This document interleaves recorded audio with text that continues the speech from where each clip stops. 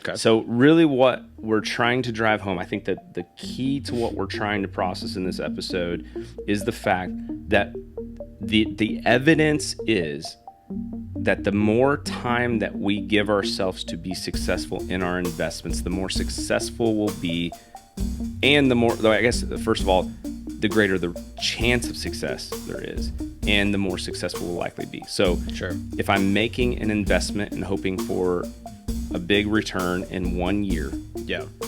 maybe not. But if I give it 2 years, if I give it 3 years, if I give it 20 or 30 years, then it's probably tilting to most likely or even certainly. So maybe that old adage of it's time in the market, not time in the market. Exactly. Welcome to Money Therapy. We're back, baby. We're back every week. My name is Brandon Chasteen. I'm Bill McGill. And we appreciate you listening. And what we're going to talk about today not only changes the outcome of your potential success in your journey towards financial independence, financial freedom, just growing your wealth in general. Not only does it increase your chances of success, it makes the ride getting there smoother and more enjoyable. I should say less stressful. Yeah. There's a quote I want to start with. This quote is Carrie Lawrence, and Carrie stated, "Most people don't want to be part of the process. They just want to be part of the outcome. Yep. But the process is where you figure out who's worth being part of the outcome." And I guess my thought to that for everyone listening to when I read that, this is what I had to myself is, do we think we're worth the outcome we're trying to achieve? And if so, that should drive us to be more ingrained in the process, right? But we have to understand the process. We have to understand the game that we're playing. Yeah. Does that make sense? Yeah. I think you got to be bought in to whatever you're working towards. And if you focus on the process, when you get to the outcome, it doesn't feel like it was a surprise, or it doesn't feel like you're unworthy of that outcome. You get a more satisfactory feeling of, man, I earned this, whatever we're talking about doing. I think also just that self-worth piece, right? You find out who's worth being a part of the outcome. Once we're going to try to unpack a little bit of this, what I think is an important piece of the overall journey, the process that we're all in, trying to become better financial stewards, trying to reach milestones in our life, to accomplish goals. There's a process, and we're going to talk a little bit about what or at least this facet of the process is. But the question is, nothing in this game, like, we are not the podcast to be listening to or watching if you are in something for a quick, easy hack to make millions. Right. Like, you're not going to get that here. For the quick, easy, clickbait stuff, you got to go somewhere else.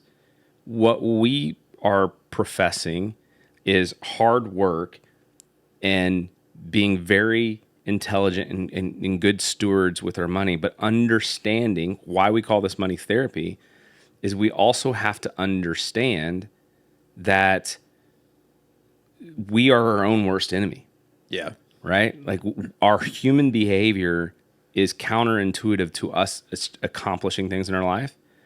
And where that starts, at least for a lot of people that I work with, for myself even, is not understanding that, yes, like, every one of us is worth being part of the outcome that we're trying to put together for our life. And once we're worth it, once we understand that, then we can carry that into the hard fights that we're going to have to go through and the struggle to achieve with that self-worth, and saying, you know what, like, this isn't easy, but I can do it because I'm worth it. I'm going to go be part of the process because I'm going to be part of the outcome, the solution, right? What's your thoughts? Yeah, I think that's a good way to reverse engineer it. Jordan Peterson calls it, take care of yourself like you would a good friend or somebody you care about. It's kind of the same aspect of it in terms of, a good way to do it, start with I'm worth taken care of, or I am worth being in a good spot. If we're talking about finances, I'm worth being in a better spot 10 years from now than I am today. I'm worth working towards a better future. And because of that, you can have some pride in the process. And then in that process, when things seem to slow down or they get tough or you get discouraged, you can keep coming back to that staple of I'm worth this. And I know that, last week we talked about fundamentals. I am worth putting in the work for that goal in the future or whatever it may be.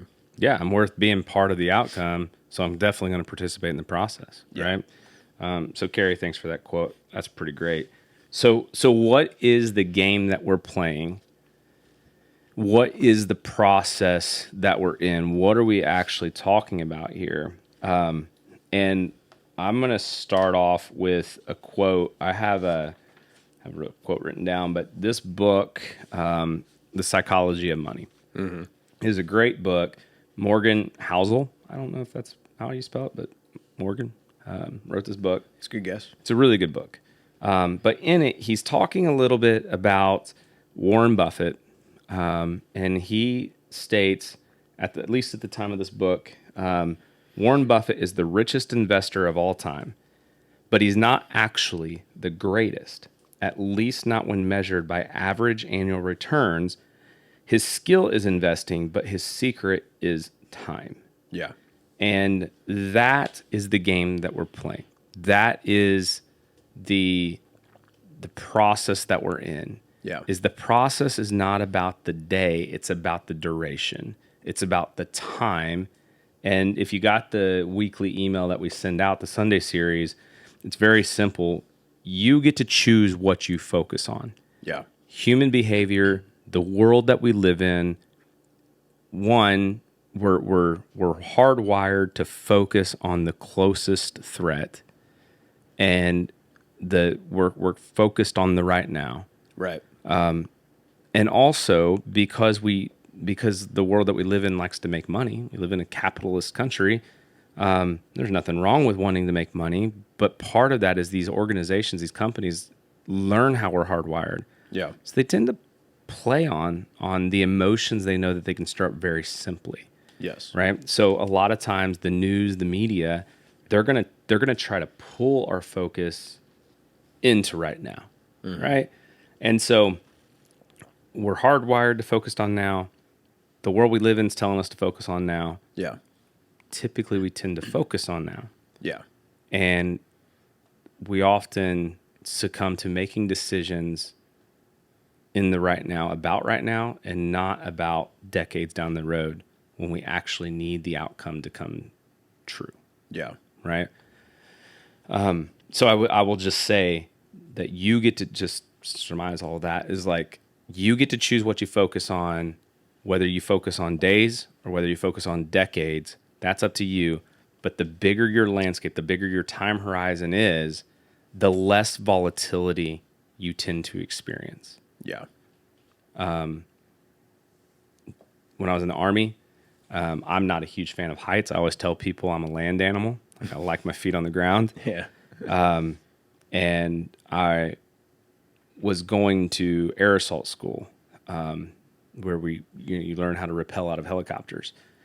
And I didn't enjoy this, but I was going with a couple buddies, and they were excited. They didn't seem to be nearly as bothered by it, and they had all been to airborne school. Airborne school, you get to jump out of out of airplanes, right? Parachute. So I was like, well, of course these guys aren't scared. They've jumped out of airplanes. Like helicopters, we're not nearly as high. Like we're grabbing on a rope. It's not a parachute. Yeah. So they're not nervous. Well, we get onto like one of the first days that we spent on this rappel tower. Yeah. I don't remember 40, 60 feet. I don't remember what it was exactly. Probably 40. That makes most sense in my brain. But we're standing on the top of this rappel tower looking down. And I was like, okay, you know what? This isn't that bad. Like I'm up here. I got a harness on, ropes, all these instructors around me. And I look over at my buddy who had jumped out of an airplane. And he was just like, he looked terrified. Yeah. I was like, dude, what's wrong? He's like, this is terrifying.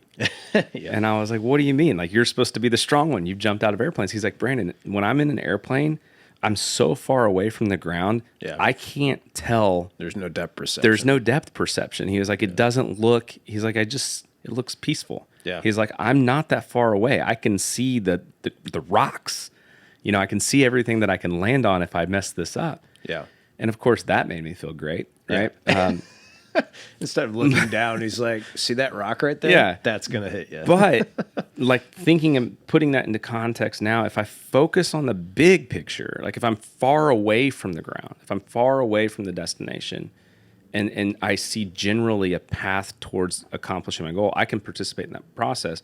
But when I just start to focus on what's right in front of me, all of a sudden that depth perception changes. Yeah. And now I'm like, oh man, like this is a scary day. Yeah. Like this is a scary moment, you know? Yeah. What do I need to do? I need to react. I need to do something. And to play on that metaphor, I mean, you know, we're talking about media and how they prey on the, you know, the viewer and what to focus on. And I think it is important to realize that we're constantly making choices on what to focus on. And we're not here saying that always focusing on the decades is the best thing all the time, and just focusing on the days is the best thing all the time. And, you know, because in this metaphor, you know, how do you get down from the tower? Well, you lean back, you have a process to get in position to get down the tower. And then as you're coming down, you're not looking at all the rocks, you're looking at your feet and plan, okay, do I have a good foothold? Yes. Foothold, yes. You know, you're focusing on that process, little steps that are in between to get you the whole picture. And I think a lot of times on the media, they'll, you know, they capture our attention with, oh my gosh, you know, the U.S. dollar is going to be no more, you know, and all these decades of work are going to be out the window. And that's like, holy crap, that, you know, what should I be doing? Well, maybe it's time to focus on the fundamentals. You know, do you have credit card debt? Do you have student loan debt? Can you put yourself in a better financial position to potentially deal with turbulence down the road? Also, you'll see on the media in the same breath, oh man, you know, Google stock went down today. The company's probably imploding. It's like, okay, well, let's look at the history of Google. Let's look at their investments. Let's look at their, you know, their financial sheet. That's the nerd work that you and I do. Okay, well, they look like in the next 3 decades, they're going to be really good. You know, so let's not focus on the day. Let's focus on the decade. So just know that you're always choosing to toggle in between those, and both can be good tools and bad at different times. Yeah, I think it's really like just to jump, I guess, to dive into something you just said, and hopefully our listeners can take this away as just a little piece of inside my brain. Every quarter, publicly traded companies have to report their quarterly results. Yeah. Right.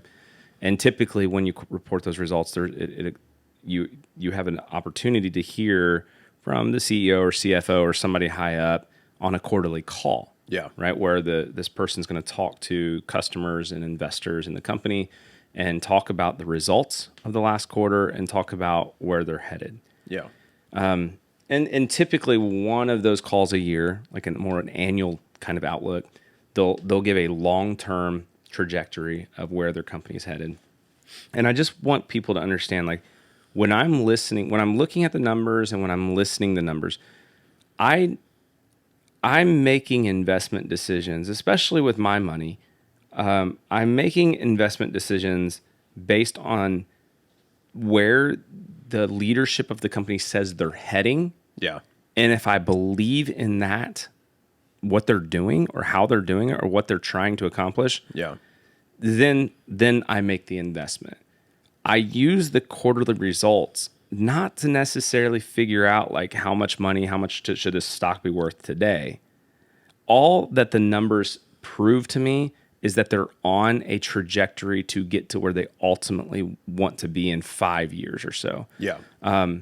There's a couple companies that come to mind, but you know, specifically if you look like in healthcare and technology, there's a lot of conversations about what companies are going through now, but kind of what's in their pipeline for the future. Yeah. And it's just like, man, like I could only imagine what this company would be if they actually accomplished formulating this new product. Yeah.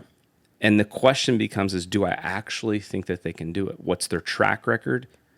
Are they actually, can you see evidence in the numbers that's putting this company on track to, if it's a healthcare company, and they want to come up with a pill that can reduce cancer outcome, reduce the risk of cancer. Yeah.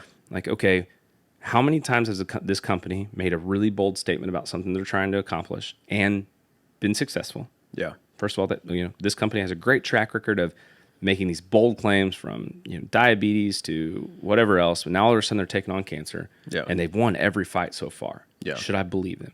Now, if I do find a way to believe them, then I'm going to look at the numbers and say, okay, they said they're going to try to get here, but none of their profits are going into R&D, or their R&D is actually decreasing. Right.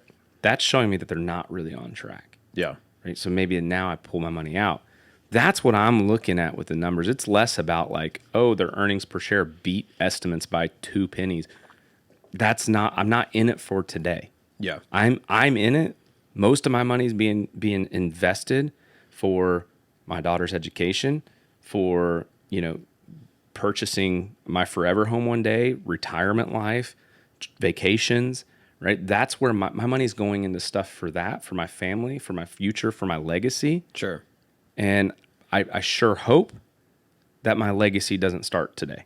Yeah. Right? I hope that I have many, many, many, many more years, decades, Yeah. to work on building what will ultimately be the seed that is planted for my legacy to my kid and my kid's kids and everyone else. Yeah. Go ahead. What's your thoughts? Well, I was just going to challenge you with a thought here. I want to change. That's incredible insight. I think one of the things that we battle as an industry and as financial professionals is people sometimes feel that we don't have the same emotions that they do, right? Or that we, maybe we think about things a little bit differently, but we honestly do go through a lot of the same emotions y'all do. And part of the challenge of our position is helping you through some of those emotions and helping you see what we see. We understand when to turn on and turn off, the decades versus days focus and mentality. So my question is, I have some of my own ways, but I'd love to hear yours on, how do you actually help somebody who's in your office? How do you help them, differentiate between those? How do you help them, if decades is the right focus for now, right? They're coming in, they're looking for retirement, and they're 30. How do you help that person focus on the decades rather than focus on the days in terms of all the noise in the media? And because we all know, younger people are, into crypto, they're into these, we tend to get more excited about get rich quick things. And like you said in the beginning, we're not here for get rich quick. That's not the podcast. How do you coach that client to get them to begin to think like you do and focus on the decades rather than the days? Cool. I'm going to answer that right after we hear from our sponsor. A few years ago, I had the privilege of working with a wonderful couple that had big goals and an incredible work ethic. They made sacrifices and achieved tremendous success and even got to enjoy an early retirement. But tragically, the wife passed away after just 6 months of that retirement life. This experience shook me to the core and led me to reevaluate how I approach financial planning with my clients. I developed an ideology based on 5 pillars of fitness and happiness, and in no particular order, they're pillars of finance, faith, physical and emotional well-being, and mental health. While I'm not a doctor, priest, or psychologist, I believe in the importance of addressing all of these pillars holistically alongside financial fitness. A few months ago, I decided to prioritize my own physical health. I focused on everything from eating well to sleeping better. However, I really struggled to find the right motivation to become a regular at the gym. That's when I reached out to an old friend and fitness professional, Sean Rodman. Sean has been a warfighter in the U.S. Army for 20 years. While serving, he acquired all kinds of fitness certificates and was designated to lead fitness programs for our nation's bravest warriors. Not just the fittest ones heading off to war, but also those injured and needing rehabilitation. When he retired, he started an online fitness company, Parabellum Fitness. He builds workout programs tailored to you, your goals, and even considers your old injuries. He also switches things up from week to week or month to month, so nothing ever gets old. In just a few months, I've experienced better sleep, improved mobility, increased energy, weight loss, and freedom from my old injuries. While I want my clients to achieve incredible financial success, I believe it's all for nothing if you cannot enjoy it. Go check out parabellumfitnessllc.com. That's parabellumfitnessllc.com. Follow them on Instagram or TikTok, really any social media platform. Go follow Parabellum Fitness and reach out to Sean. Set up your first month of programming, mention Money Therapy, and get 25% off. Let's not lose sight of all 5 pillars. Together, let's focus on health and happiness and put energy into creating the best possible life we can. After all, we only get one. All right. So before we took that break, your question was, I think you asked the question, how do I help my clients focus on the right thing? Yeah.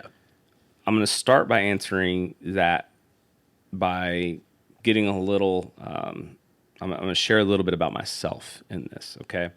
So really what we're trying to drive home, I think that the key to what we're trying to process in this episode is the fact that the evidence is that the more time that we give ourselves to be successful in our investments, the more successful we'll be, and the more, I guess, first of all, the greater the chance of success there is, and the more successful we'll likely be. So if I'm making an investment and hoping for a big return in 1 year, maybe not.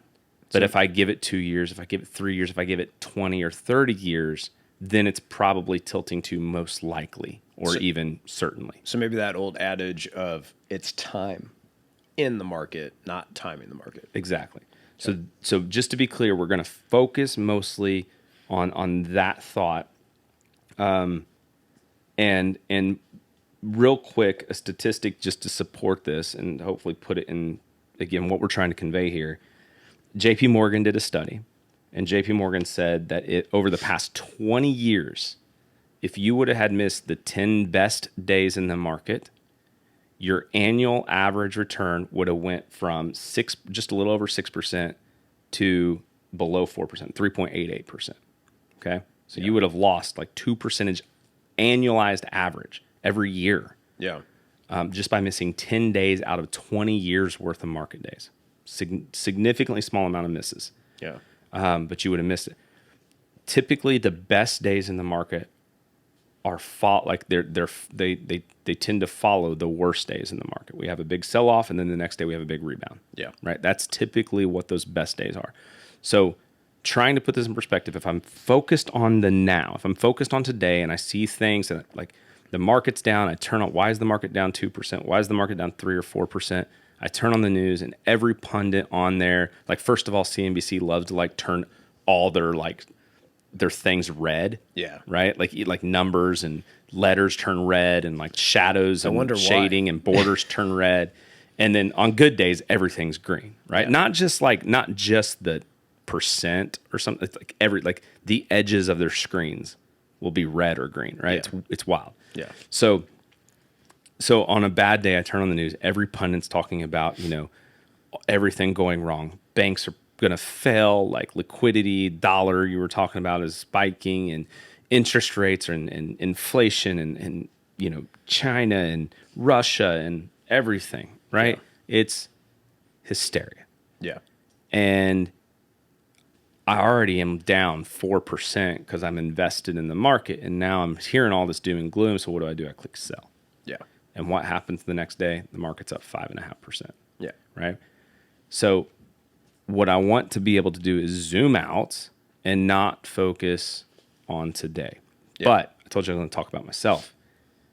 I enjoy watching financial news.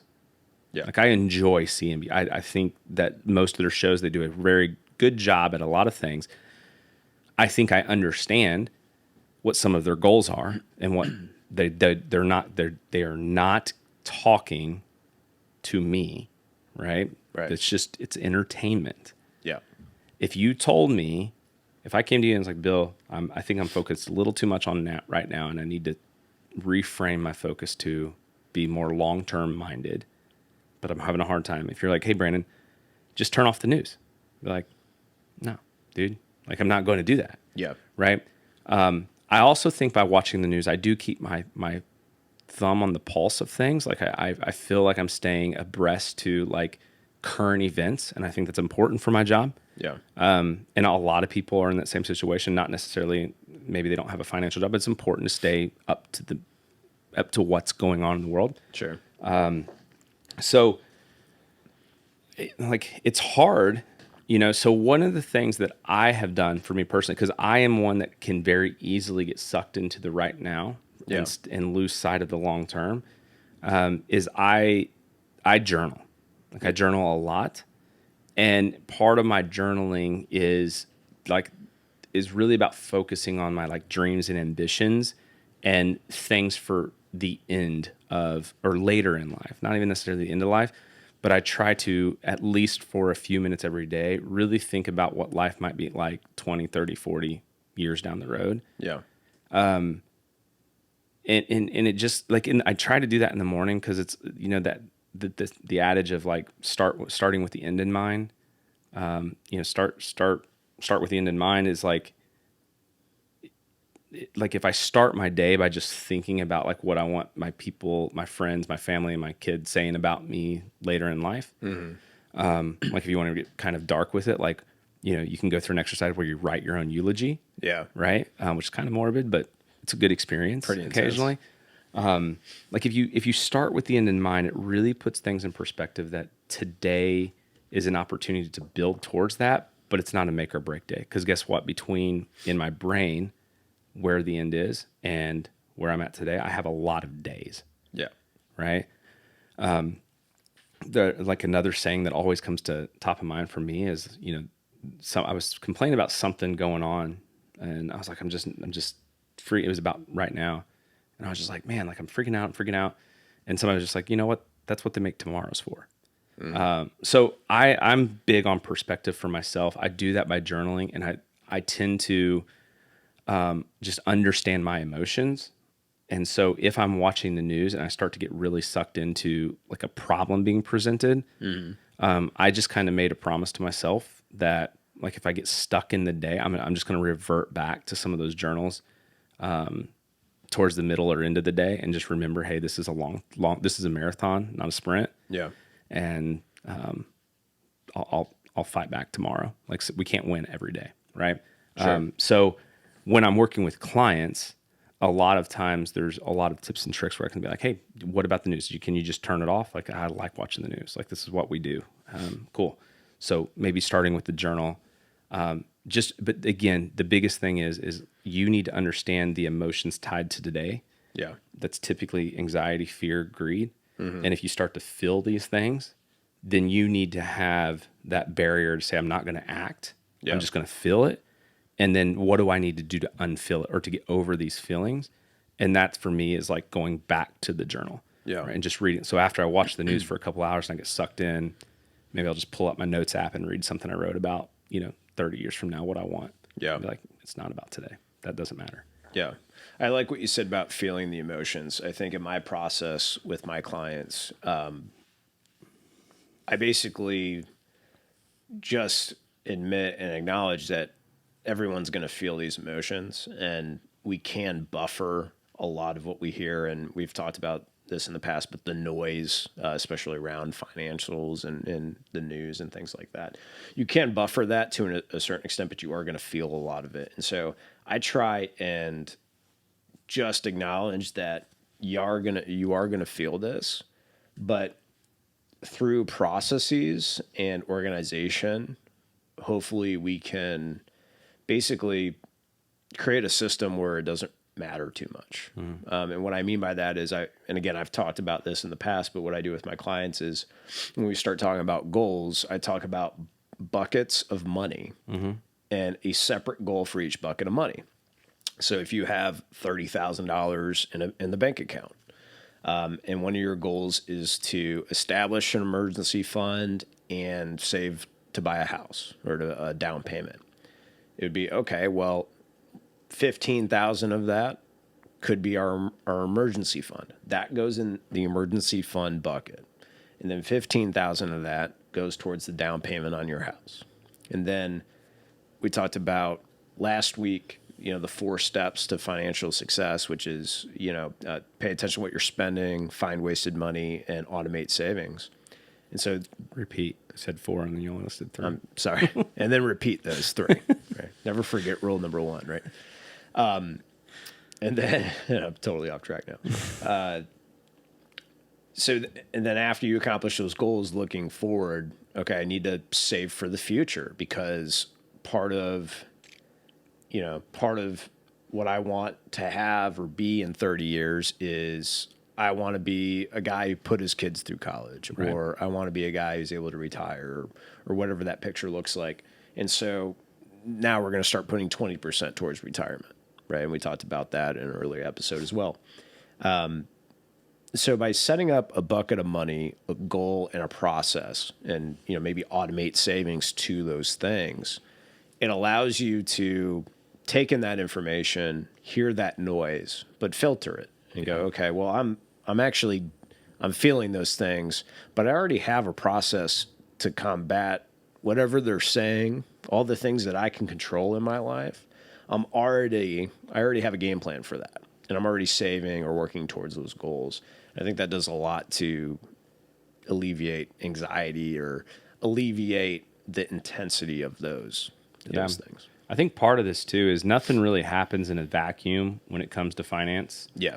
And one thing I will say is most everybody that gets sucked into the focus of today versus decades, I will say there's probably close to 100% correlation that they either don't have a efficient or effective emergency savings bucket, Yeah. or they don't understand how that is meant to be used or worked. Yeah. So I think if I get somebody that's super, super focused on the news today, it's like, wait a second, what are we neglecting? Yeah. Because it's probably not about your account right now. It's probably about the fact that you don't feel safe. Yes. And you really don't feel safe because the dollar is up, 0.2% right now. Yeah. That's red on the screen. They're talking about the dollar being up, but do you really have any concept of what that actually means? Probably not. Yields are up today. Yeah. Do you understand why yield might be up today? Do you know what bond auctions are? Do you understand? Do you really understand this stuff to say, hey, this is seriously bad and I need to sell? Yeah. Or are you actually, it's just that is affirming something inside you that you're already scared about. And now you have something to point at. Yeah. Because before that, you didn't understand what you were really upset about, right? That's an excellent point. There are exceptions, but 9 out of 10 clients, if I have a conversation with 2 clients and one client says, the market goes up, it goes down, it all works out in the end. Vice versa, the other person is like, did you see what this stock did the other day? Blah, blah, blah, and they're not in our world. You could probably guess who's in which, Right. What I could probably guess with pretty good accuracy, what kind of financial shape they're in. And not only that, but probably specifics about their financial specs, if you will. I have this, I think this is pretty unique. Somebody was asking Warren Buffett, what has driven, what's the driver behind his success? Yeah. And his response was benign neglect, bordering on sloth, remains the hallmark of our investment process, which is wild, right? He's basically saying we don't do I anything. just forget about it. Right? Yeah, we don't do anything. So how did he become one of the wealthiest people in the world? He did his homework. Yeah. He made his investment, and then he let the stew simmer. Yeah. Right? You can't like it's getting close to chili season. We'll start making chili. I love chili. And the thing about it is chili's going to be good after I let it simmer all day. Yeah. But it's also going to be really good in like 2 or 3 days after it sits in the refrigerator. It's just going to get better. Yeah. So if I taste it the first time, because I've made the mistake before being like, wait, this doesn't taste like my chili. Like I need to add a ton more seasoning. Yeah. Right. I make a choice about the right now, even though I followed the recipe. Yeah. Now all of a sudden my chili is terrible. It's kind of like when you make steak and you pull it out of the oven, you got to let it sit. You gotta let it sit. It's not done yet. Right. You got to let it sit. And so I think that's really what we're just trying to drive home, guys. Like so many times I meet people that are really, really focused on today, and it's a really hard thing to unwind because, again, we're not making excuses about bad decisions. In fact, if we find ourselves in a place where we've made a miscalculation, or we did our homework led us somewhere that we shouldn't have had, it's okay for you guys, for us even, to admit, hey, this wasn't a good investment.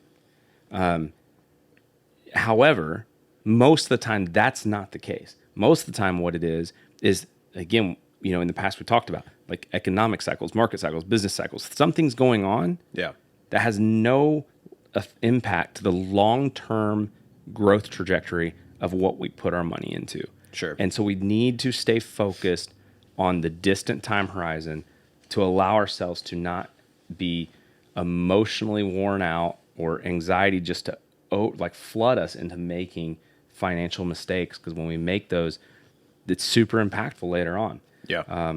That's really all I got on that. What do you got? I was just going to say, guys, we're really trying to create a community around this type of mentality. It's what we spend 90% of our time coaching our clients with, is the mentality of investing.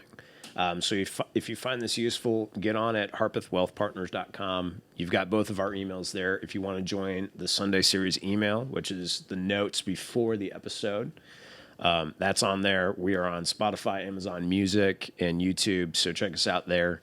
And we'll see y'all next week. Sweet. Take care. We hope you learned something valuable today.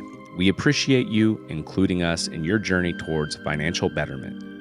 It is important to us that you know this is for educational purposes only and not to be considered specific advice for any individual listener.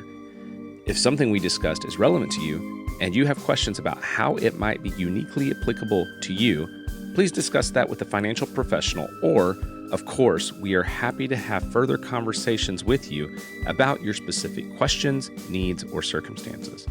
We welcome you to reach out to us via our website, harpethwealthpartners.com, or by emailing Brandon at bmc@harpethwealthpartners.com. Securities are offered through LPL Financial, member FINRA SIPC. Investment advice is offered through Private Advisor Group, a registered investment advisor. Private Advisor Group and Harpeth Wealth Partners are separate entities from LPL Financial. The opinions voiced in this material are for general information only and are not to be intended to provide specific advice or recommendations for any individual. To determine which strategies or investments may be suitable for you, consult appropriate qualified professionals prior to making a decision. Investing includes risk, including fluctuating prices and loss of principal. No strategy assures success or protects against loss. All performance referenced is historical and is no guarantee of future results. All indices are unmanaged and may not be invested into directly. Hypothetical examples presented are not representative of any specific investments. Your results may vary. We want to thank you for your time, and we look forward to having you back next week.